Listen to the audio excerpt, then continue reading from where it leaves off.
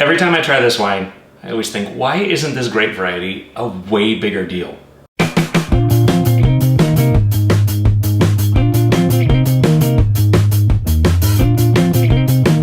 right, so let's get into the producer. This is Vincent Roussley. He is coming from an area in France called the Loire Valley, and the grape variety here is called Pineau d'Annie. It's very French sounding, and more than likely this is a variety that you've never heard of before. I think it probably has to do with the fact that it's Pineau d'Annie, which is very French. There's, you know, Pinot Noir. Yes, it's French sounding, but it's so ubiquitous everywhere. Cab Franc, Cabernet Sauvignon, even Sangiovese, right? All of these other grape varieties.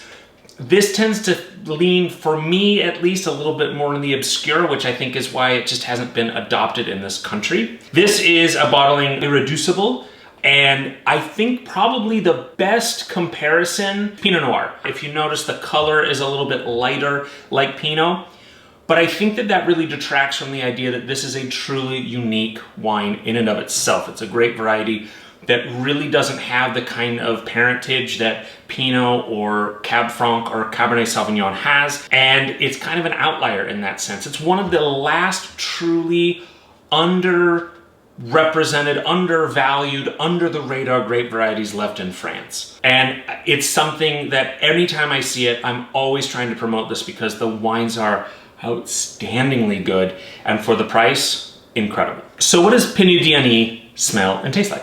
Well, I get, okay, so this is crazy.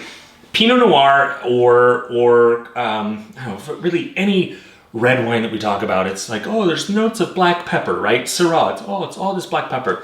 This to me is a mixed peppercorn pepper. So green, white, pink, and black, all mixed in together. It's incredibly aromatic. It has a slight gamey note to it. And then there's this red berry fruit that kind of creeps in. But that mixed peppercorn grinder smell is just really what gets me right off the bat. And even now, I mean, as it's opening up in the glass, this very tiny glass, you're even getting a little bit of lavender that comes through. When I smell this, I can't, again, like I said, I can't really compare it to anything else. It is just truly uniquely its own variety, and it's so much fun. Okay, so on the palate, so good. The mixed peppercorn totally comes through. You get that cherry, maybe some dried cranberry. The gaminess, kind of that irony, slightly bloody component. I totally get the purple flowers. And you'll notice it's not broad shoulders. It's a little bit lighter as opposed to, let's say, a Syrah. The body, the weight is a little bit more in line with a Pinot. And I think the application is very similar to a Pinot Noir. This is gonna go great with anything off the grill. It's gonna be great with grilled vegetables. This would be phenomenal pizza wine.